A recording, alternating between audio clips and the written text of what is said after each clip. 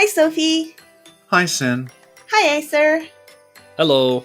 Hi, everyone, and welcome to the Snack Covenant, episode 261, Manus.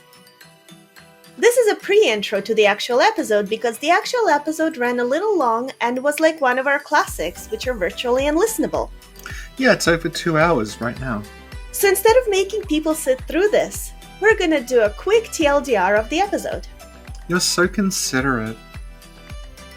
So, who is Manus? Probably Oolacile sorcerer who was messing with stuff he found in a grave and turned into a big hand monster. What effect did that have on Oolacile? Ooh, not very good. What happened to Manus in the end? Killed. Becomes queens. Was there ever a moment in an item description where he is referred to as a phantom? I don't think so. Like the Phantom Manus?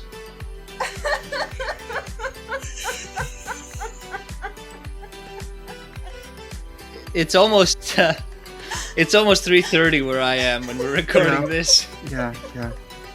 This is almost as funny as the penetrator.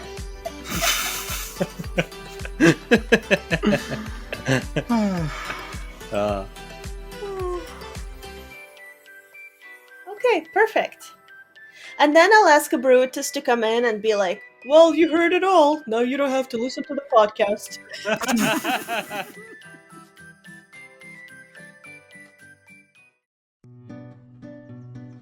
Hello everybody. Sophie, Sin, and Aesir did such a good job summarizing the topic in this pre-intro that the rest of the podcast is completely redundant and you don't have to listen to it if you don't want to.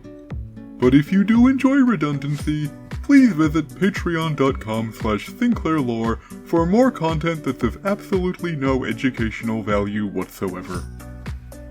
We now begin Queens of Dark Souls, Episode 0. Hi, Sophie. Hi, Sin. Hi, Aesir. Hi, are we recording? Hi, everyone, and welcome to the Snack Covenant episode 261. And today we're going to talk about Manus with our special guest, Aesir.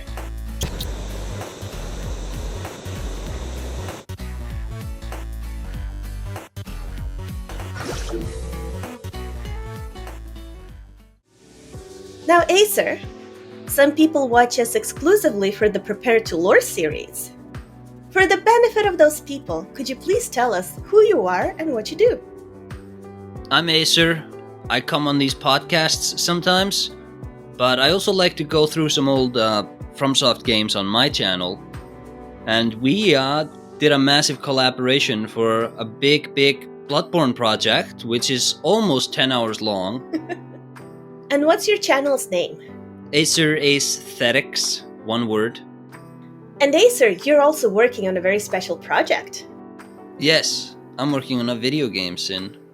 Oh my goodness. Yes, and so I've spent the past 2 years building a bunch of assets, objects, codes, just building a lot of stuff with which to assemble a final game. Mm-hmm. But before dedicating myself to 6 or 8 months of assembling something, I decided I'd do a mini game first. First of all, to get an idea for how it comes together, but also to get an idea for what works and what doesn't. So that mini project is going to be coming out either soon, or it probably is out by the time we release this. So if people want to give it a shot and tell me what is and isn't working, I'd really appreciate that. Awesome, and we'll post the links down below. Awesome, thank you. Super duper. So now, today we're talking about Manus. And the reason we're talking about Manus, because Aesir, Sophie and I are Dark Souls 2 lore professionals. And we're going to cover the 4 queens of Dark Souls 2. But to do that, we obviously have to talk about Manus first. So, Manus. His full name is Manus, Father of the Abyss. Yes. Or it is in English. Mm. Sophie did some research. Yes. His Japanese name is Shinen no Shu Manasu. Ah, Master of the Abyss.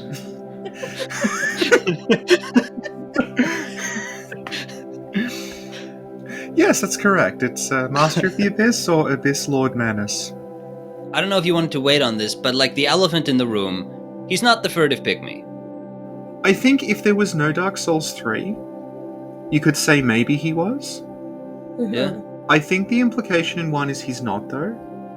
As far as 3 is concerned, he definitely isn't. As far as 1 is concerned, he probably isn't. It's like what happens in 2 where the souls get reborn, so it's like... He's clearly like just like some dude from Oolacile, but you find him like in a place that they talk about it as like the grave of Primeval Man. So it's like, okay, Primeval Man is probably the furtive pygmy. So it's like, okay, he's someone who like the furtive pygmy essence was transferred into him or something. So like, is he, isn't he? We don't know. And Sophie, Yes. earlier you said reborn. Fuck you.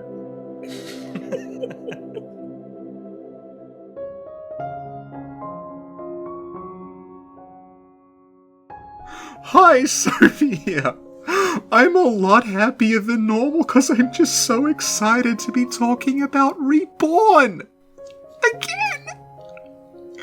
Reborn is an extremely influential and creative anime from 2006. Did you know that there's anime that's about a high school kid and it turns out he has special powers, but the special powers only manifest under very specific circumstances, and then he joins up with a bunch of his friends and all the friends conveniently have a special fighting style and a unique weapon, and then they have to fight some other people, and the other people all have corresponding styles and weapons? Did you know that? Sin didn't. She made us talk about it for 5 hours. Back to this podcast, which is not about Reborn. Manus is the final boss of Artorias of the Abyss, which is the DLC for Dark Souls 1. Now Manus is located in Oolacile. And we can do a little quick overview of Oolacile for anyone who may not have done the DLC or who are not familiar with Dark Souls 1. Okay. People who are lazy. I'm calling them out. Fun fact, I did the DLC, kind of. I specifically asked my boyfriend if I could play his copy on his PC so that he can do a thing where I have infinite lives. And I just walked around there, and at some point the dragon died, but I didn't even encounter him because I was just walking around on air and looking at things. And Okay. Well, I did the DLC on level 1, so between us, if you average it out, we both did it properly. Excellent. So, Oolacile. Sorceries were really prevalent in Oolacile. Like, if you go there and you step on elevators, white light shines through, and people speculate that this is like special sorcery or magic making the elevators work. Yes. Well, Oolacile's really big into like light-based sorcery. Yes, it is. Is that the same magic they used to operate the Sanctuary Guardians? No, not the Sanctuary Guardians, the Golems. Oh, the gardening ones. What? I only remember the gardening ones. Am I talking to fake Dark Souls fans? Remember, they're the ones who slowed down your movement speed in Darkroot Forest. The statues, yeah. Yeah. Thank you, Sophie. Thank you, Aesir. So, as we were saying, Oolacile is really big into magic. And it seems to be happy magic. But Oh no. some items paint a different side of Oolacile. Do we really need items to paint a different side of Oolacile? I feel like when you're on the way there and there's a giant fucking chasm with like stuff leaking out of it, and Artorias is staggering around bleeding like Gatorade everywhere, something might have gone wrong. Yeah, all the citizens are like corrupted by a rotting dark aura attacking This you. is another mystery for Inspector Sinclair. Something's up here. Something sketchy. And I did solve this mystery because Oh. Dark Fog states Abyss sorcery discovered by an Oolacile sorcerer on the brink of madness. Create a cloud of dark fog. Although dark fog is, in theory, relatively close to humanity, it also happens to be a terrible poison for humans. Perhaps it reflects man's cruelty against his own. Moreover, Dark Orb states Abyss sorcery discovered by an Oolacile sorcerer on the brink of madness. Fire giant dark orb. In contrast to the standard soul sorceries, Abyss sorceries are weighty and inflict physical damage. Perhaps human souls, because of their humanity, produce sorceries with a more tangible presence. Do you think the old hotel owner was using those magics to scare teens away from the house so he could get the old gold that was buried underneath? What is this a reference to? Scooby-Doo! Because you're like a detective. I'll level with you. I don't think we had Scooby-Doo in the Union. When I watched it as an adult, I didn't get it. So basically, it seems like Oolacilians realized that dark sorceries are kind of powerful or intense, and you can get them by driving someone to madness type deal. So it's not clear if, like, it's that going mad is what lets you discover Abyss sorcery, or that the process of discovering Abyss sorcery, which they were doing anyway because it was a society of wizards, is what sent them mad. That's a very good point, Sophie. Thank you for bringing that up. Now, what we do know is that a toothy serpent tricked Oolacilians to upturn the grave of primeval men. What we don't know is during which stage of these dark sorcery discoveries the serpent appeared. Like, did he show up and was the catalyst for all the dark sorceries, or did he show up later and just sort of encourage them a little bit when they were already discovering all these things? So Karth lives in the Abyss from what we can tell. Mm-hmm. That's where we encounter him in New Londo. So it's possible that, like, there was already some sort of Abyss thing there because they talk about Primeval Man being buried there. So the grave of Primeval Man, like, as a location, was probably always under there. So there's probably like a little tiny bit of Abyss under Oolacile, and one day a sorcerer's researching and they hear like...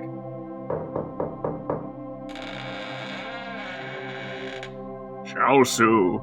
Late at night, I think of you. Your vision floods my mind. So I'm wondering, and maybe this is a bit outside of the purview of just talking about Manus, Koth presents himself as having been a friend of Gwyn at some point.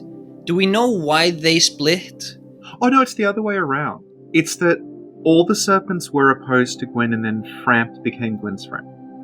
Oh. Yeah. Kingseeker Frampt is like, he's like his fake news PR person, kind of.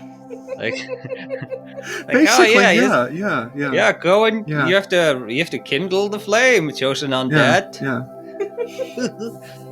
Yeah, Kath is more in line with like the natural law of the world. Yeah, we should also point out that, like, in that dark ending, there's another 10 snakes who we never meet. And Yeah. if they're all aligned with, like, the dark and Frampt is the outlier, then the toothy serpent that fools Oolacile could actually have been any of them. Karth might just be, like, the new Londo one, and then there's, like, another one that's... It's a shame there's not a line where Kath is like, "Ah, I see you went to Oolacile. I remember that place."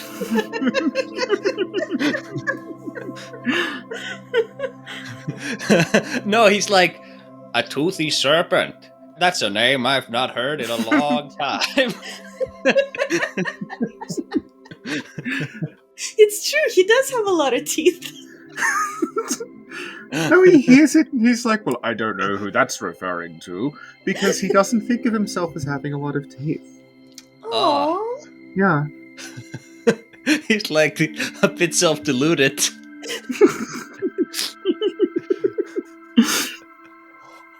It's like, he looks in the mirror and he sees like Fabio. He's like, I'm Yeah, fabulous. yeah. they could also do like, hey, Kath, were you ever in Oolacile? And then Kath is like, there was none. And then he turns around and leaves, and it's just like, he has like a bunch of memorabilia and stuff that's like, I came from Oolacile, and all I got was this lousy t-shirt. It's like a wish you were here Oolacile postcard. Yeah. It's like posing with Manus. I don't know how that got there. But yeah, we should get back on track. No. No. So long story short, Oolacilians dug something up. Now there's a couple of possibilities.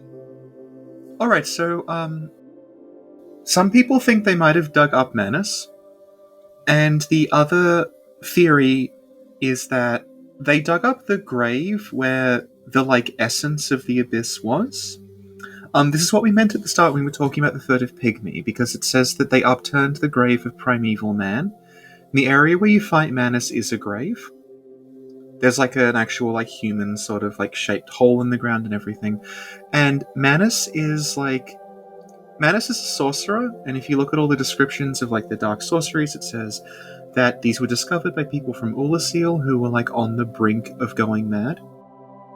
And like when you go to Oolacile, everyone there is like transformed into something else because of the abyss and the humanity in them. So the takeaway from that is that Manus was a guy from Oolacile who went down into that grave area, and they were possessed by like the essence of what was in the grave, and that's what led them to become Manus, rather than Manus was always down there.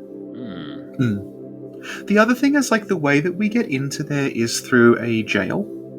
So there's this other theory that like back when Manus was a human and was turning into what we now know as Manus, they were locked in that prison. Mm-hmm. And they sort of broke out through the back, and that's where we find them now. Yeah, and part of why I thought that you have to go mad to bring up the abyss is because Manus seemed to have been in that prison. And I was thinking maybe they did something, drove him mad, and that's how the abyss was unleashed. Like, I was literally picturing the Healing Church, I guess. Yeah. I mean, you're not wrong, considering Manus is just the cleric beast. No, that's something that, like, people talk about Chester as, like, oh, Chester is a Bloodborne reference. Because, like, Artorias of the Abyss and Bloodborne were being developed kind of parallel. And, obviously, like, the design of Chester is very Bloodborne. Which is, like, I don't think it's meant to be an intentional Easter egg as much as it's, like, this is what we're working on at the same time. So let's see if we can put, like, this sort of design and this kind of, like, cloth physics in Dark Souls and see how it works. Manus is the other example of that, because Manus is the cleric beast in a lot of ways, with, like, one really giant arm. The way you fight him is similar to the way you fight the cleric beast. He just has the projectiles as well.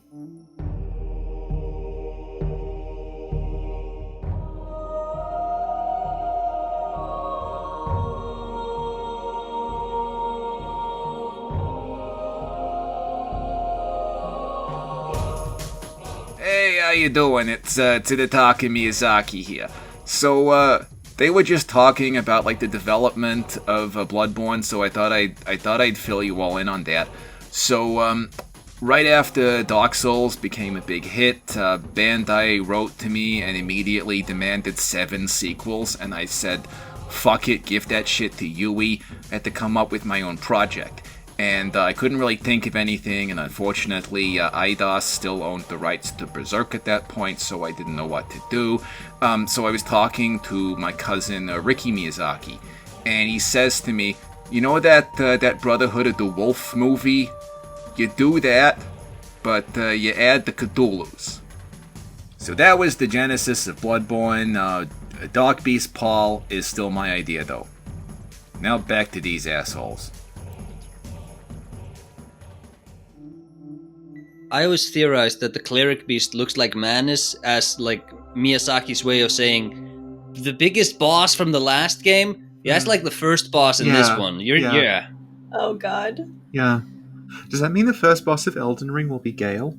Ah, you'd love that. I would. Our favorites. Still looking for paint. Dark Souls 4, The Canvas Curse. Did you know they used to make paint out of mummies? Yes! What the fuck? Yeah, because they're all Yeah. like powdery. Yeah, artists, like painters today, they sorely miss. I think it was a red or a white they made out of them. Yeah. They missed that color. They also used to eat them. Yeah. As they had like unraveling parties. And you say this, and it's like, oh, these barbarians. No, this was like 120 years ago. Yeah. Like, Yeah. this is almost in living memory. You just Yeah. steal some ancient great leader from Egypt, and you just eat him. Wait, they stole them? Yes. Yeah. They didn't throw a party in the pyramid? Oh no. You just went to like your New York loft with like in the swinging 20s or whenever, and Oh my God. they would just have an unraveling party where you just took the bandages, and it's like a mummy that's been glazed in honey for 5,000 years. Dig in. Mm-hmm. I imagine it would have tasted pretty Yeah. good though. Not gonna lie. And obviously the reason people who did that died shortly after was a curse. Yes. And not the fact that you've been hanging around a fucking tomb eating necrotic flesh. Hey, maybe that's what happened to Oolacile. They ate the furry Yeah. pygmy. Well, that's what Gale does. Oh, my you're God. right. It's coming full circle. Oh wow. Ah, Damn. Yeah, he ate all the old kings. Yeah. Damn. Was he like, I miss those unraveling parties? Remember the 1920s? My lady needs paint. She needs mummy white. Thank you, Sophie. Thank you, Thank you, Aesir. sir. Mhm. So then, after Oolacilians dug something up, or were possessed, or tortured Manus, or drove Manus mad, they did what the toothy serpent told them to do, whatever it was. They kind of unleashed the abyss on the city. Kind of. Yeah, a little bit. Yeah. You can see it every now and then. And what were the side effects of the abyss running wild? Well, since side effects of the Abyss running wild include your arms becoming about 3 times as long, Mm-hmm. your fingernails becoming claws, Mm-hmm. your head swelling up into a massive weird branches and glowing red eyes, Mm-hmm. madness, Aggression. yeah, slight asymmetry with one arm becoming much bigger than the other. Wait a minute. You get the Arnhem look. Yes. Oh, Hmm. yeah, kinda. Yeah, which is another thing that kind of happens in Dark Souls 2. Because there's these, you remember, you would know this because you were Marie Kondoing No Man's Wharf, you know, those, like, kind of monkey things with the really long arms?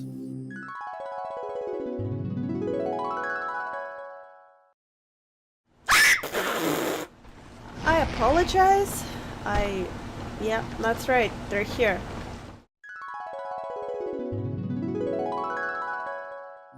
Yes? They're like dark things. Like, if you hold light up, they run away. Yeah? Yeah, so, like, that's kind of Oolacile-like, because they have the Oh my long God. arms with the claws on the end. Yeah, That's true. Yeah. A little bit. Cool. So, that was the quick summary, I guess? 40 minutes, 48 seconds. Don't worry, most of it won't make it in. Now, before we proceed, Manus is a boss we fight. Could you please quickly describe what he looks like to refresh people's memories and for people who may not have seen him yet? He's very hard to see because you fight him in almost total darkness. He has very squat legs and a very large torso and one very large arm. And then in his other, slightly smaller arm, he's carrying a staff. His head is kind of, it looks like moose antlers. Like big, sort of like coming off the side of his head, but there's all these little red eyes in them. Which look like the red eyes of things that are infected with the Abyss in Dark Souls. It's like a little sign that you get that there's Abyss stuff going on. And you can actually see his red eyes in the darkness as you approach him. because you approach him sort of from above, and if you look down into where you fight him, his eyes are visible glowing in there. And you can actually cheese him if you want by positioning like a crossbow or a bow there and just shooting down into the arena at the eyes. And you can actually kill him from outside the arena that way. That's poor sportsmanship. It's a very poor sportsmanship. I hope that in Elden Ring, they have bosses that you could theoretically do that to. But then when you do that a few times, the boss just looks at you and like throws stuff at you. And like one-shots you, either a big rock or some magic, and you're like, oh my god. They thought of everything. They had those bosses in Demon Souls, the dragons, where you chip them down to 1% health and then they just fuck off. It's like, wow, yeah. All this time I spent trying to kill you. Amazing. So, there are various locations that are relevant to Manus. And since we in the Snack Covenant love to talk about arenas, I thought that we would frame this podcast through Manus' locations. Okay. First, there's a cave where he grabs us and transports us to the past. Then we'll talk about the jail. And we'll finish with the Chasm of the Abyss. Okay. Let's talk about the first location, where his hand takes us into the past, that is Oolacile. So can you please describe the location and tell me more about it? Well, Sin, in Darkroot Basin, there is a Hydra. Mm-hmm. And the Hydra is in some water, and the water is very, very deep, and if you're playing Dark Souls Remastered, you can't see that the water's deep. Mm-mm. What? Yeah, so in the original Dark Souls, the water material shader was a little different. Oh. So you could see through, okay, this part of the water's safe and this part's not. And then Dark Souls Remastered fixed it by making the water really, really reflective. So when the light hits the water, you can't see anything below it, and you have no idea where the safe areas are. But you know what? They didn't fix the Hydra's terrible positioning once you've chopped up a couple of heads. That's still in there. Yeah, the classics. So, when you beat the Hydra, you have to save and reload a couple of times, because it, refreshes the area. You defeat the Hydra, this leads to a gold golem spawning way, way, way behind the Hydra. And inside that gold golem is Princess Dusk of Oolacile, so if you beat the gold golem, she'll pop out and say, "My hero!" And then she'll fill you in on Oolacile a bit, because, that's sort of her area, sort of tying Darkroot to Oolacile. And then, after we get the broken pendant from Seath's archives, we can go back to kind of where we found Dusk before, and a hand will come out and go, "Hey, it's my pendant." And then we'll grab you and take you back to Oolacile. I have a couple of questions. How long was she sitting in that golem, and how did the pendant end up with Seath? Time is convoluted in Lordran. No, it isn't. It's very simple. You can sort of figure it out. It happened not so long ago that the legend of Artorias has not been forgotten. It is still talked about. People know roughly where it happened. People go looking for Artorias' grave. It's a known thing. Sif is still alive, although, again, Sif is like a giant magic wolf, so we don't know how long that lived for. Not for much longer, sorry. Oh. So we have to, go find Artorias' grave. It's still roughly where, it would have been. The grave is still there, the sword is still there, so it's not been really that long, but it's been long enough that the exact specifics of the story have been forgotten. So no one who's alive now, apart from Dusk, was, there. Yeah, we should also note, though, that it is possible that, the gods of Anor Londo have exacerbated, the speed at which Oolacile has dropped out of memory. We have that gate on the opposite side of the New Londo gate, which is just clogged up, which would lead to Oolacile, I believe. Yeah. So, and they, because they're all about fire, they would have a vested interest in people not looking too deep into Oolacile. That's true. You know, I think the DLC, they kind of screwed up when they made it, because they should have given you another copy of the Covenant of Artorias if you killed Artorias, before killing Sif, and then you can just not kill Sif and you could still kill the Four Kings. Yeah, that would have been perfect. But they didn't. They didn't have you on their team. Yeah, I would have made a better one. Yeah. You know what I would have had you able to do? I would have made Ornstein a summon for Calamite. Oh. That actually That's makes deep. sense. Yeah, because all the other 3 knights are there. That would have been cool. Yeah. What if Gale were summonable for Manus? Wouldn't that be great foreshadowing if Gale was summonable? Like, who the fuck is this guy? And it's like, time is truly convoluted. That would have been perfect. I think that actually would have been like, okay, so like this summon that nobody knows anything about, and now he's like this big character in Dark Souls. I think that would have been actually kind of cool. Yeah, That would have worked. Yeah. In order for this to work, Dark Souls 3 would need to have been planned. Oh, shade. No, well, like, it was. It just, it got... Well, I mean, we're actually recording about that later tonight with Abyss, so yeah. Yeah. Awesome. Thank you, Sophie. Thank you, Aesir.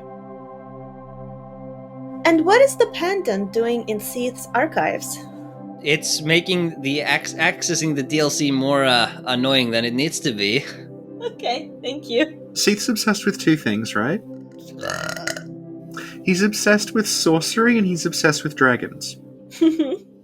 Oolacile, Land of Sorcery. Manus, Sorcerer. Oolacile also where Calamite was killed. And where we find Dusk now, there's a Hydra. The thing about Seath is, like, his golems are also around Darkroot Basin. He's committed to finding something in that area. Oh. Huh. Yeah. So are you saying the toothy serpent was actually Seath? Is that what you're saying? Is that what you're saying? I, Nostradamus the vampire, have risen from the grave to give you a quiz. Today's quiz is: what was the most epic fight with Seath the Scaleless on this channel?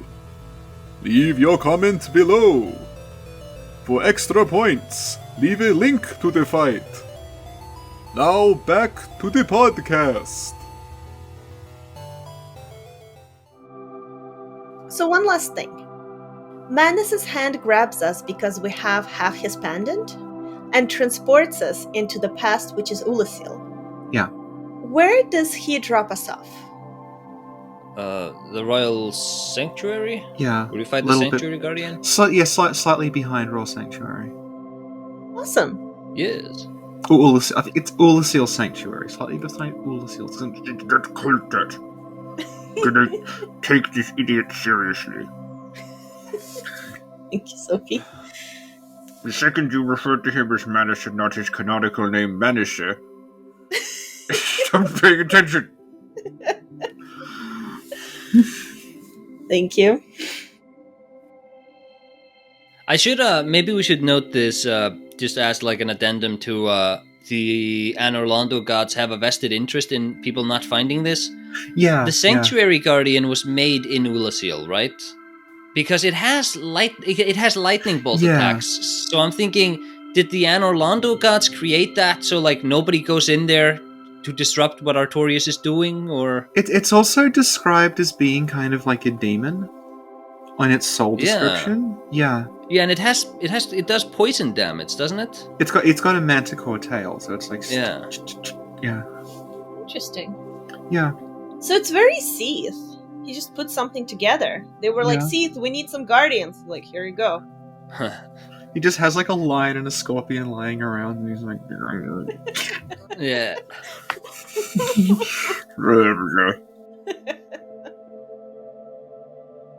Now, interestingly enough, we're not the only person that Manus kidnaps into the past. No.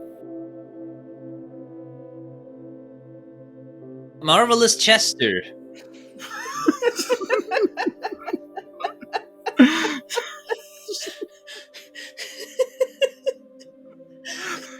That was a statement, okay?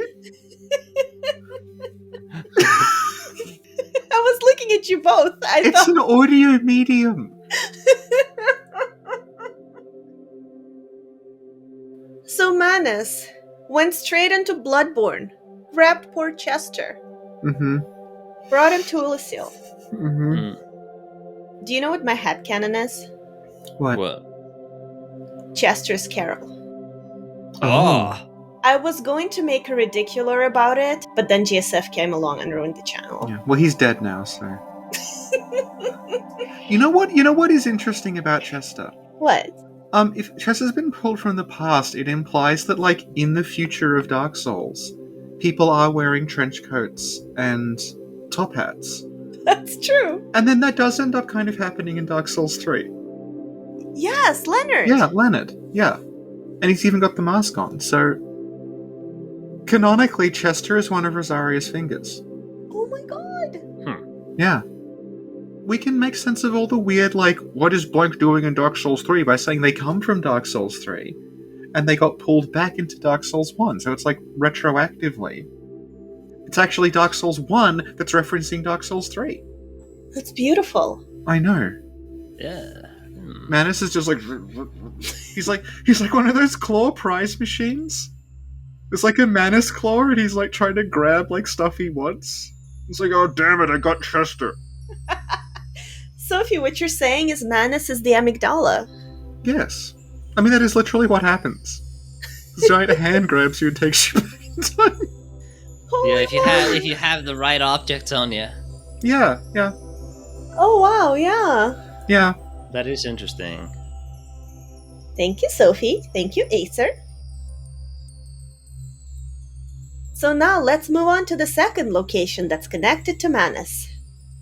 The dungeon. The dungeon. Dun dun dun. Could you please describe it? Tell us where we find it. Tell us a little bit about it. Do you mean like just the dungeon area? Because like the dungeon itself's actually a pretty small part of that whole structure. Whatever you feel like. This is the problem when you design the structure of an episode about a place you went to once with like no clip on and just ran through. Like, yeah, it's the dungeon. I'm an expert. Okay, so what happens is you run through like Oolacile Township itself. Which is in disarray. It's actually, again, very similar to the Hunter's Nightmare in that, like, the city is sort of sinking into this morass, and you progress by going over the roofs of the buildings. And yeah, that leads you down into a dungeon. But the dungeon is like, it's like one room with a bunch of cells on the side. It's not a big, complex one like Lost Bastille from Dark Souls 2. It's kind of like the one from Bloodborne, actually, where it's just basically that is just a hall with some cells. Mm-hmm. It's a little bit bigger than that, and there is a chain person in the middle, and they're not happy. No. No. What is that guy about? It's a very good question. Answer it. Presumably, they're just like a prisoner that was... They're a prisoner that's turning into something, and they chained them up. Uh-huh. Oh, it's like the pus of man was exploding from them, and they just like, Yeah. we must contain this transformation. That's what we'll say. Oh. I think the actual answer is like that was like an enemy that they deleted from the base game, and were like, yeah, we'll use it here. It's a prisoner. Miyazaki-san, what are you doing here? Hey, hello! How you doing?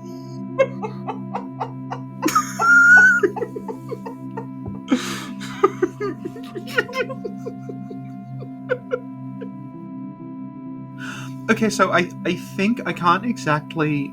I don't know 100%, but like, I think that enemy is like something from that they cut from the base game, and then they sort of recycled by having, oh, it's a mutated prisoner. Yeah. Thank you. Yeah. And how is this area related to Manus? Assumably, Manus, the dude... See, we talked earlier about what exactly they dug up. If we assume that they were torturing him, then there's some interesting implications. First, in that there's a bonfire in his cell. So if they accidentally kill him in torture, he'll just respawn there. Really convenient. Oh my god, that's so horrible. But see, that I don't know if that's lore or if that's just, no, we put a bonfire there because we needed a bonfire. That I love that lore. Were undead around then? Well, I mean, there are bonfires around. I don't know, Yeah. like when we get into Oolacile in Yeah. the flashback, that doesn't like. That's maybe like how long ago has this been going on? So Yeah. like, they have bonfires at that point. Also, you talked earlier about Chester being one of Rosaria's fingers. Mm-hmm. That wasn't serious. No, No, we're serious. I know. What does Rosaria want? Tongues. Tongues. Tongues. Hey, what did they cut out of Griffith in Berserk? Well, a lot of things actually, but also his tongue. And his tongue. And what does Griffith and Manus, if Manus is a prisoner, have in common? The pendant. Oh, that's right. Yeah. Yes. I lean on the idea that he was like a prisoner there, because I think it makes sense that Miyazaki's like, oh, I need like a dark story for this guy. I know, I'll just do Griffith. Let me get out my copies of Berserk. Oh, that's a good one. Let me just brainstorm. Reaches over to his bookshelf. Oh, my only manga. I feel like people always kind of exaggerate Berserk's influence, but I think that one is pretty straightforward. Yeah. Well, he was probably like a sorcerer that he started to transform, so they locked him in the prison. Because he was going mad and changing, and then... That's not very nice. No. And also his pendant was the only thing that kept him sane. Yeah. They just took it away from him or something. Yeah, you know who else turns into a monster and has a pendant? Who? Lawrence? Lawrence?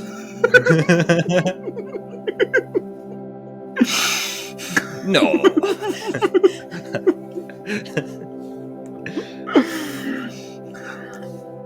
Do you think Shura awoke within Manus? Yes.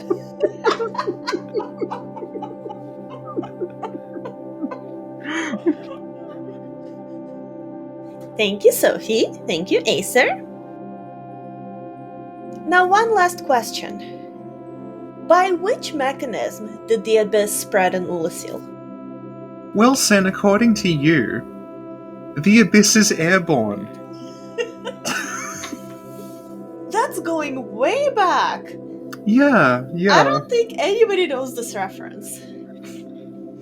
No one made it. I think they probably remember when it was uploaded, but they didn't make it that far in.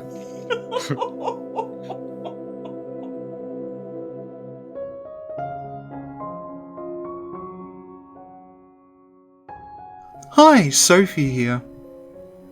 The Abyss being airborne is a reference to a video that Sin and I made several years ago in collaboration with fellow influencer Aegon of Astora. The Abyss is described as something without a set form that moves from place to place, twisting the world around it. This makes perfect sense within the fantasy universe of Dark Souls, unless you're Sin, who demanded a purely physical explanation. When Aegon and myself failed to provide one, because there isn't one, Sin decided that the Abyss must be airborne, a sinister, invisible cloud moving around Lordran, Dranglake, maybe Lothric, and wherever the Ringed City is, and making bits of the ground melt. Yet another good reason to wear a fitted mask when out in public. Back to the podcast.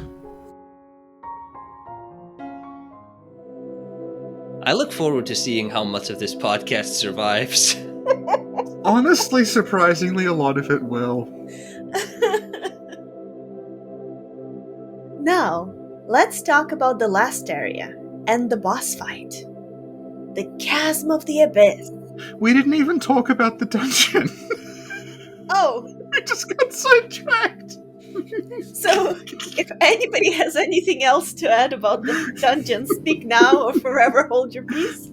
Sin, I've been meaning to say. Hey, Sophie, you look like you've got something to say. Do you? I certainly do, Aesir, thank you. So, the reason that we're bringing up the dungeon is that one of the cells is what leads to the Chasm of the Abyss, which is the next area. Which makes it seem like, okay, was Manus in that cell? And then, when he turned into Manus the monster, he, broke out the back of the cell and sort of dragged himself to the abyss that way. Thank you, Sophie. Thank you, Aesir. Now, let's move on to the last part. The Chasm of the Abyss. Can you please describe it? Dark. Dingy. It's kind of like a less annoying Tomb of the Giants. Right? It's dark, but not so dark that you will fall off cliffs if you don't bring a light source with you. There's also no enemies who are flailing around wildly with bad hitboxes trying to kick you off ledges. Yeah. Now, how is the Chasm of the Abyss related to Manus? He's in it. Yeah, it's his house. Okay, so, like, talking about the abyss moving around, kind of, like, the Chasm of the Abyss itself is probably not like the abyss, it's more like an excavation site where they were digging up the grave of primeval men. So digging. We go to the abyss in the base game, and it's the area under New Londo. And if we go there without the Covenant, we die instantly. So the fact we can wander around the Chasm of the Abyss without the Covenant, it's not the abyss, it's just like a place. Abyss adjacent. It's abyss adjacent, yeah. So like, Oolacile were like digging. It's actually very like Bloodborne Chalice dungeony. And they were like excavating this sort of weird tomb. And that's what the chasm is. It's like where they were digging, basically. So it's a series of like caves. There's little prism stones left there, presumably by like people who'd been there before to mark the way. Also kind of like Tomb of the Giants. And yeah, it's full of humanity sprites, which are like basically the humanity icon from Dark Souls with a face that chases you. And I'm trying to think if there's other stuff down there. It's not actually it's one of those areas that like Dark Souls does a lot where you remember it being absolutely massive, but it's not. It's just very intricate in its design, so you're there for a long time. So it seems like it's very, very large, and then when you actually step back, you're like, oh, this is actually like 2 minutes long. You can just jog through it. Sif is there, and Alvina is there. Yeah. Quickly on the abyss moving, it moved just over one bridge straight into New Londo. So it's possible that Koth is the one from Oolacile. He's just like, yeah, I kind of screwed up this place. Just moved right on over. Well, did he screw it up? Because I think he got what he wanted. Well, yeah, it's possible. Because like the whole thing about Koth is he's trying to get like the Lord of Dark to be born, and Manus is the closest we get for a while. So like Manus is like basically what happens to us, where he's like, oh, seek dark. So like Manus is probably quite happy with Manus, honestly. Yeah. Just that this is in the past, so I'm assuming like Manus didn't work out in the play. Maybe someone, I guess we kill him. Yeah. Maybe Koth is creating a time loop where we kill the Lord of Dark, absorb their soul, get all the dark into us, then someone goes and kills us, and then they get it. It just goes around and around infinitely until like you reach critical dark mass. Are you telling me that we are the original soul of Cinder, but the soul of Dark? Yes. Oh, that's so cool. Mind blown. Yeah. I don't actually think that. Don't leave comments. I mean, okay, there's us, there's Manus, and there's Gale. And Lothric. So, of the four, we're doing pretty good. Yeah. And Koth is associated with all of us except Gale? Because Koth was supposed to be in Dark Souls 3. Okay, so like we don't know for certain if Koth was supposed to be in it as a character, but we do know that like there's references to Koth existing in it. Yeah, and wasn't he like the mentor of the Lothric boy? Well, okay, let's step back a bit. Okay, if you're me, right? You think Koth was the tutor that they talk about, the scholar? Because it's like, what's Koth's MO? Koth's MO is he goes around finding kingdoms, and then he shows up and he's like, psst, kid, maybe you want to go, this dark stuff's pretty good. And he's like getting them to basically like, hey, go mess with this dark stuff and see what happens. It's what he does to Oolacile, it's what he does to New Londo. So then when you hear about, Lothric, this like really advanced kingdom, and suddenly the leaders of the kingdom got really obsessed with this dark stuff because a mysterious scholar was saying like, hey, maybe you want to look into this a little more, which is what Karth would do.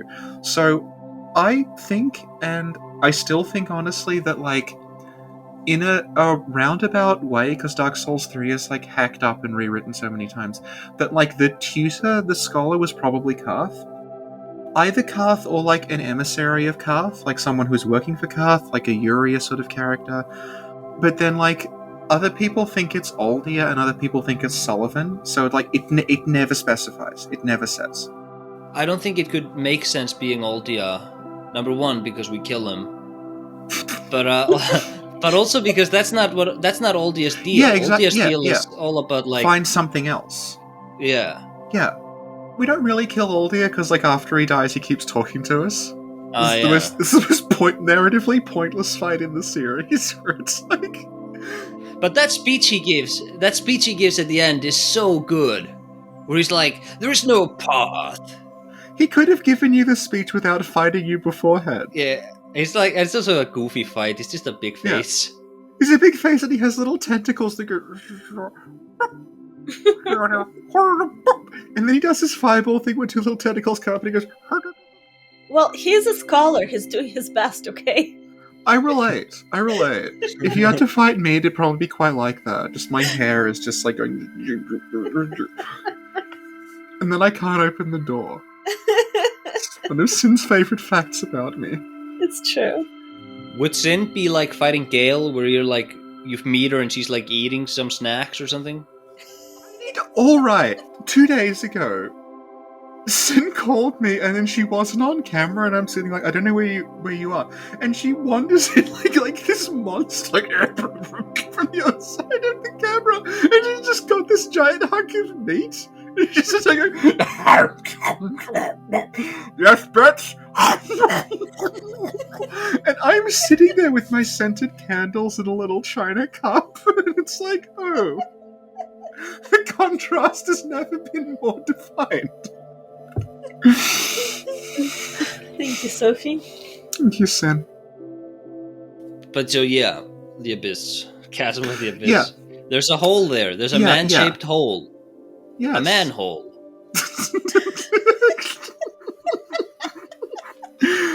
Yeah, okay. Also point out that, like, another example of, like, what is and is not the abyss is the Dark Chasm of Old in Dark Souls 2, which is kind of implied to be, again, like, abyss adjacent. It's a similar place to the Dark Chasm of the Abyss, in that it's a dark chasm, and you progress by falling through holes in the ground. It's very sort of weirdly dreamlike, like you just run to the end of corridors and fall through, and then you're just somewhere else. And it sort of has no real geography to it.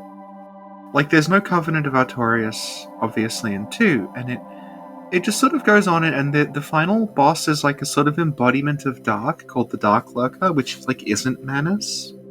But it's getting there, like, and like Manus looms large over 2, even though Manus himself doesn't show up. So when we were talking about Manus' crypt, I called that part of my notes the Manus Crypt manuscript.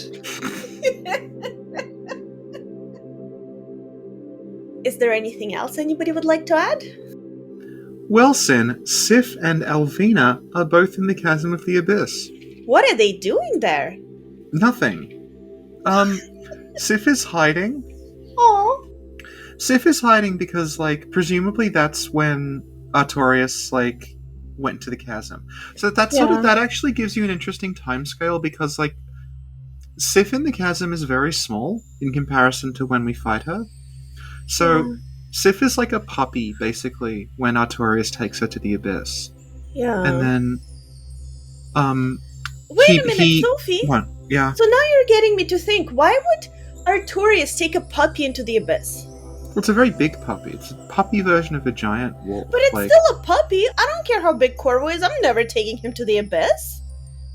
It was a baby Yoda situation. It Yeah. was a Also, baby Sif. the puppy can Aw. kill Manus for you. How? You can summon Sif for the Manus fight. Oh, that's neat. This is what happens when you skip the DLC. You completely skip it, and then you're like, "Let's make a podcast about it." Oh, what? Did you play the Dark Souls 2 DLCs? I only play the true Dark Souls 2, which is Scholar of the First Sin. That has Yes. the DLCs in it. I don't know which thing is the DLC, I just play everything. Okay, good. I'm so glad we decided to do this DLC series. Yeah, you are doing a series on the DLCs of Dark Souls 2 on the basis of the channel. You are still on No Man's Wharf. What is Alvina doing there? Alvina is there to lead you to Sif. Okay. I Yeah. thought she was just like trolling us, being a dick. She's just distracting you. She's like, over here. I did it for the lols. Yeah, so like Alvina's whole thing, like in the present, is she's protecting Sif. So if you talk to her, she's like, "Oh, Taurus, never heard of him. There's nothing to hear." And like the whole Forest Hunter Covenant is like, "Hey, get out of my garden. Mm-hmm. Get out of here, because you don't want to mess with Sif. You don't want to mess with Artorias." So Alvina's like in the past doing the same thing. She's like, if you want to rescue Sif, Sif is through here. Because Sif is hidden behind an illusory wall and surrounded by humanity sprites. Yeah. So it's like, the whole thing with Artorias is like, Artorias, when he went there to begin with, he had a sword and a shield. And the arm that had the shield, he was like blocking the abyss with it and it crippled his arm, and that's why when you fight him, he's only got the one working arm.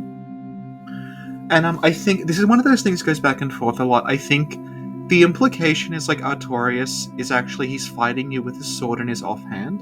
He was actually left-handed. And he's fighting you with the sword in his right hand because his other arm got crippled by using the shield. I can't remember. It's based on like a shot of him walking backwards that's like cover art, so I don't know how to take it. So if you follow Alvina around the Chasm of the Abyss, she will lead you to an illusory wall behind which is Sif. Sif is being protected by presumably the barrier that Artorias put around Sif. If you defeat the humanity sprites outside the barrier, Sif is rescued and you can summon Sif to fight Manus. Thank you, Sophie. Thank you, Sin. What was Manus like before we encounter him in the boss fight? He was a sorcerer, presumably. So, like, we compared Manus to, like, the Cleric Beast, and we compared, like, the prison area to kind of like the Healing Church prison. But it's very similar, because it's like, oh, we're a bunch of scholars, and we went underground, and we found this weird stuff, and started researching it, and it turned us into monsters, except in Bloodborne it's blood, and in Dark Souls it's humanity, and then in Dark Souls 3 it's the blood of humanity. Thank you, Sophie. Thank you, Aesir. Thank you, Sin.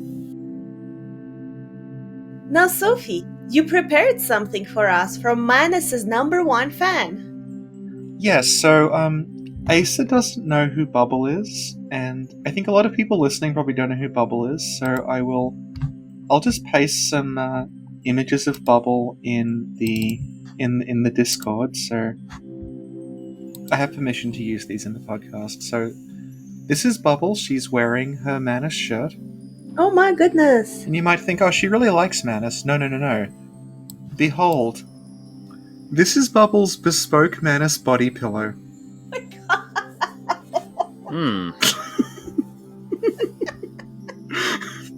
She had this specially made so that every night she can cuddle with Manus.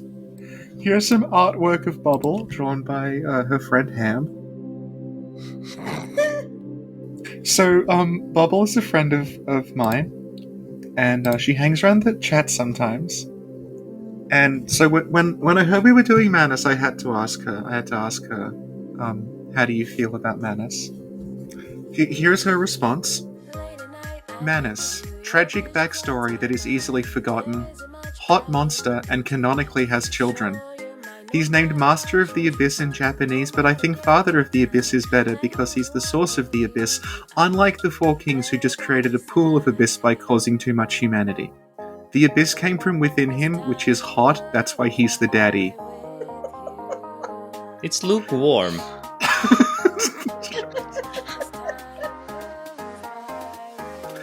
Which if Isolith had a Lord Soul powerful enough to turn everyone into demons, Manus had the ability to turn everyone into eldritch creatures.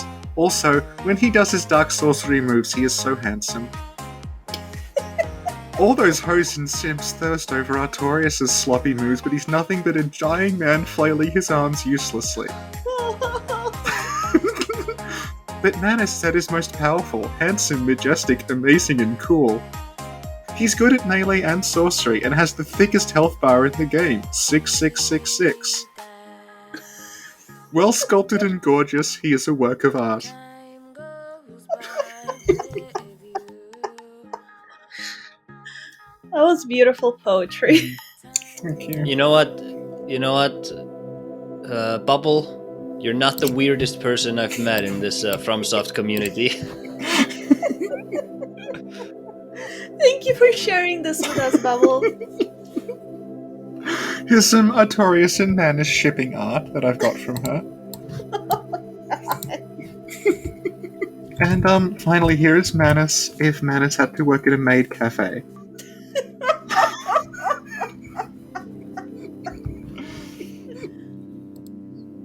Thank you, Bubble. Yes, thank you, Bubble, for sharing these with me, because she has these commissioned for her, and it was very nice of her to let us use them.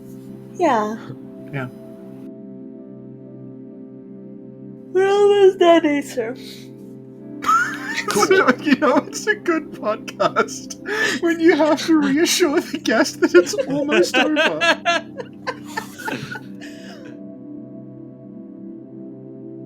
Now, let's move on to the last part of the podcast.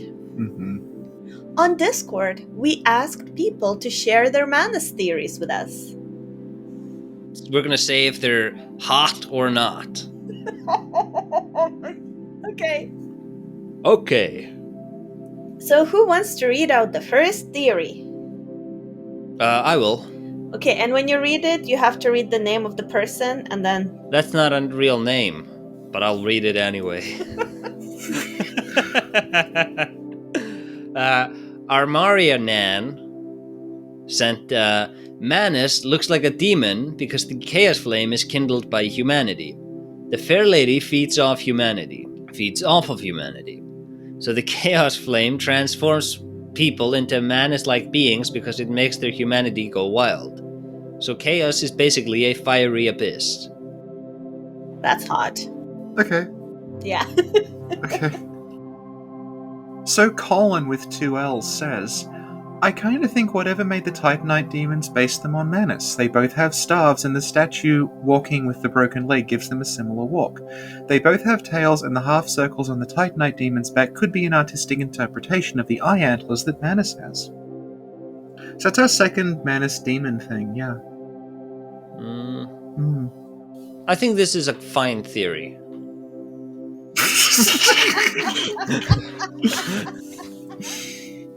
That's a great theory, Colin. Don't listen to Aesir.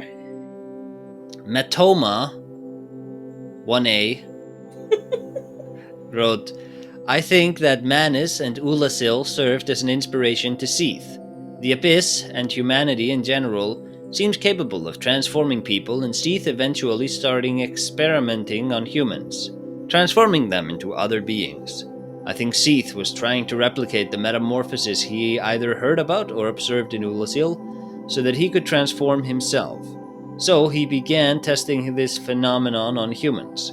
This theory provides a secondary explanation on why Seath has his minions in Darkroot Garden, if he was trying to procure everything relating to Oolacile that he could. After all, crystal golems can be observed obtaining items and people from Oolacile and bringing them back to the Duke's archives. Furthermore, this could explain why Priscilla has ties to the dark with her occult dagger. And if the experiment that created her was based on trying to utilize and manipulate the dark and dragon genetics. Thank you for that theory, Matoma. It's very good. Doomkitty 3000 says, if you shuffle Manus's name, you get Samsung without a G. Coincidence? No. I think that was intentional. Yeah, absolutely. Because, right, AC, you want to read the next one? Manus also means hand. Yeah, so, and then Doomkitty points out, mobile phones are also called handy phones. It all fits. It all makes sense. Thank you, Arky and Doomkitty, for making this theory come together. Yeah. Always on their damn phone. It's like a terrible, like, boomer cartoon. Manus has one giant hand because he's always on his phone. I think Sin should read I think you should read the final one. Okay. Our divinator Arky says, well, we know that Manus was killed so hard that his animus exploded into a bunch of waifus.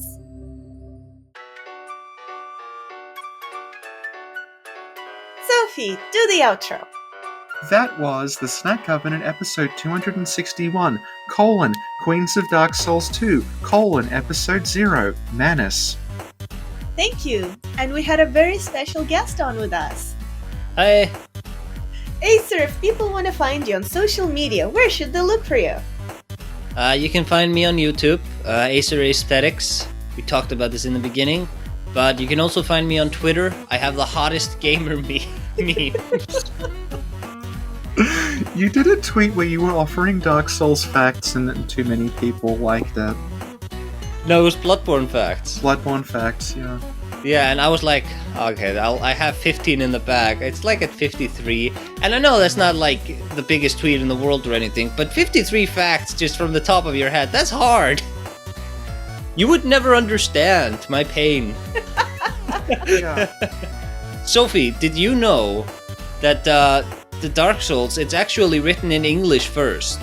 It's written in Jersey first, and then that's translated into, so only the Jersey dub is canon. Thank you, Sophie. Thank you, Sin. Thank you, Aesir. Thank you, Sin. And thank you everyone for listening. And see y'all next time. Bye. Bye-bye. Bye.